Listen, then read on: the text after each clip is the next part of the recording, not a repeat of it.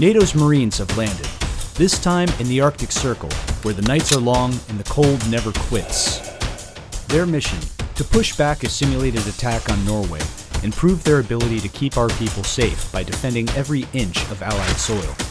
But as these Marines are about to find out, the Arctic is unlike anywhere else in NATO, and it will push them to their limits.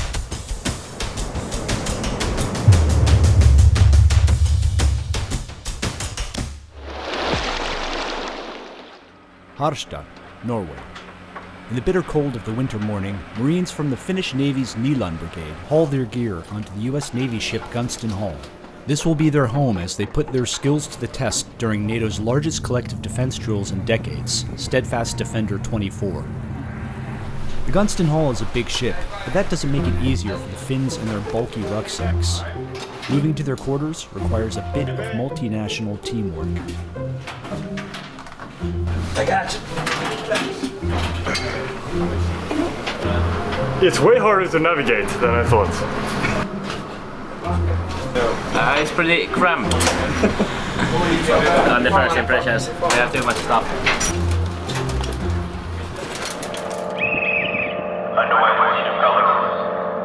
Anchors aweigh.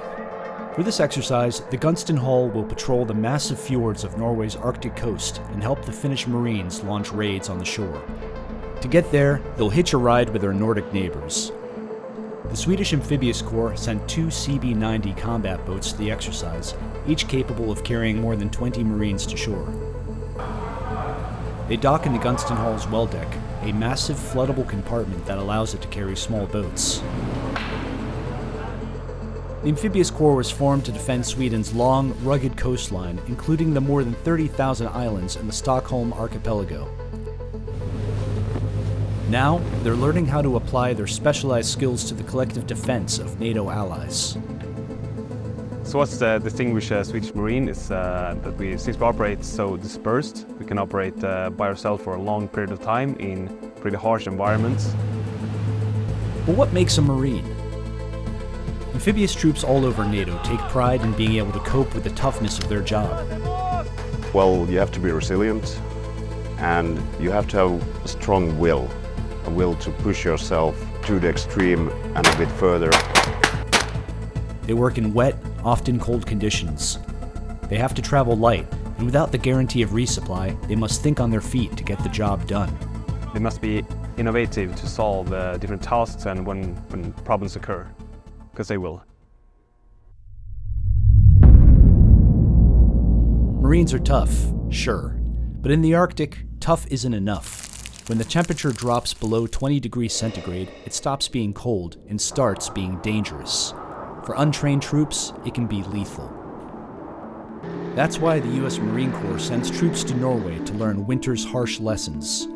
These Marines from 1st Battalion 2nd Marine Regiment have hacked a home out of the dense forests and deep snow near Sertemon. They sleep and wake in extreme cold.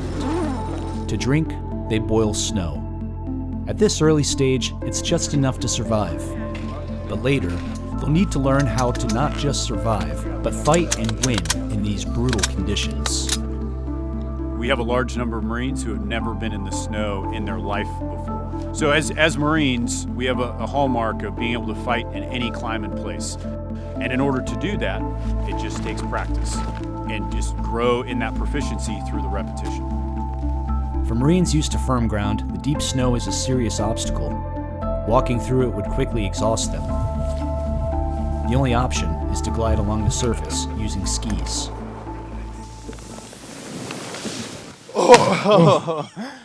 Easier said than done, perhaps. The falling's all part of it. Just learning the right ways to fall and then the best ways to get back up after you fall is very important. Hard part about being in the Marine Corps and skiing is you have to ski with the main pack and your weapon. So teaching the guys now the basics without all that helps just the building block approach. They're picking up very fast, and I'm really happy with what I'm seeing. Out here, the Marines need a reliable source of food, fuel, and ammunition. Getting it to them, though, can be a struggle. What we're seeing right here is the offloading of a resupply that comes in every couple of days. So that's the biggest challenge is just the sheer amount of logistics that's required to sustain. Everything gets doubled out here and it's significantly more complex. The cold exhausts not just the body, but the mind as well. Eventually, your willpower breaks down, despair creeps in, and thoughts turn from accomplishing the mission to saving yourself while you still can. The Marines call this going internal. To stop this from happening, they rely on their greatest resource, each other. At least for us, we just kind of joke around with each other, kind of poke and prod with each other, share stories, and the spirits up and the motivation, kind of let anyone break off. In the Marine Corps, have you ever done anything this hard? No, not really. I personally think this is my hardest training op I've ever done. No.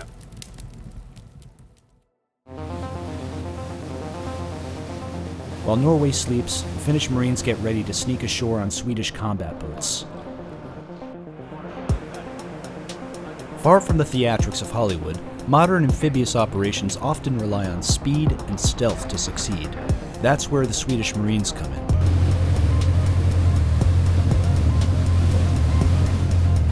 The combat boat 90, or CB-90, cuts through the Norwegian fjords like a knife. With a steel-reinforced hull that can grind against the rocky Nordic shores, and enough gun mounts to handle any threats on the beach, the CB-90 is an apex predator in its natural environment. It's like driving a sports car. It's the best work I could imagine.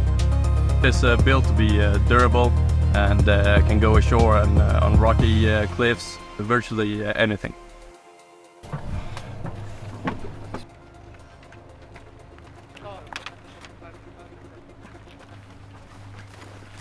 So how was the ride? What? How was the ride? It was good. Fair enough.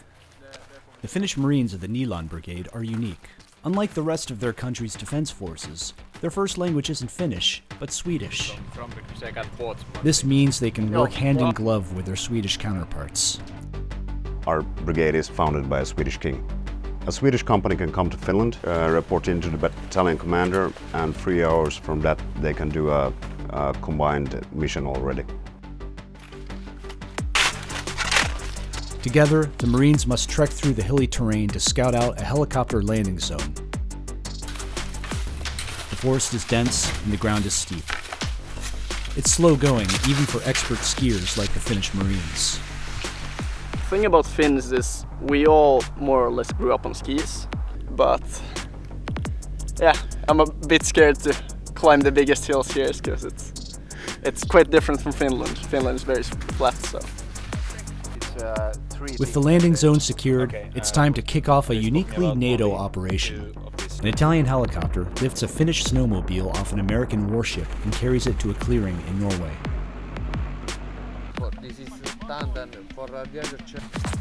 Helicopters are coming. 39er, this is 30.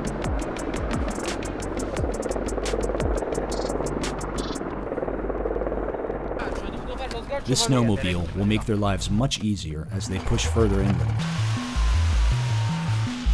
Meanwhile, the Swedish fire control team decides to get a head start on NATO integration.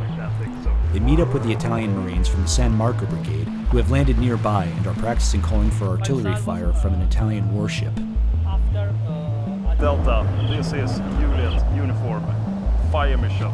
Fortunately, the Swedes are already familiar with Alliance tactics and procedures. Say for instance in a future conflict, being able to fire with different countries, just the one that is on station in that area at that time, is making us 100 times more dangerous for a possible enemy. It's always nice to hear different countries' voices on the radio and knowing that you do basically the same thing already. So you don't need any pre-training, just get right into it.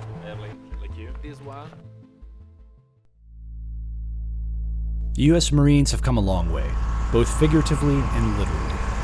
After training in Sertemon, they've deployed to Finnmark, Norway's northernmost region, for a sort of final exam in winter warfare. Here, there are no instructors. The Marines are on their own, with miles of Norwegian wilderness before them. Fortunately, hard lessons have paid off. The difference between us a month ago and now is night and day. People know how to take care of themselves better. They understand their daily, day-to-day routines. They understand the basics of what they need to get through day to day, which means that the battalion can focus more on being enemy-oriented rather than focusing on sustaining ourselves internally. Being able to move in this challenging terrain is one thing. Being able to fight is quite another. The deep snow slows the Marines down, and in this mostly featureless landscape, there's little cover from hostile fire. To prevail, the Marines need to be fast and aggressive. Being able to operate in an environment like this truly makes us capable of operating in any climate and place, which provides more options for our decision makers when they need the military to respond. As these young Marines and sailors get to work side by side with the Norwegians, with the Finns, with the Swedes, their own confidence in just how good these allies are continues to grow. In March 2024, while its Marines were deployed to Norway, Sweden made history by formally joining NATO as the alliance's 32nd ally. It was an emotional moment for the Swedes, who in joining NATO ended more than 200 years of military non-alignment. Being part of NATO feels good. From now it's going to be a lot easier in many ways, and I hope the interoperability with the allied partners will be easier from now. Sweden's joining NATO absolutely makes the alliance stronger. I can tell you they are highly competent, they are very skilled, and they share our values and our kind of collective ethos that goes into our operations. The Nordic countries are now united under the banner of collective defense. At a time when European security is threatened by a major conflict, NATO's Arctic Marines must stand ready to defend the alliance, no matter the time or place.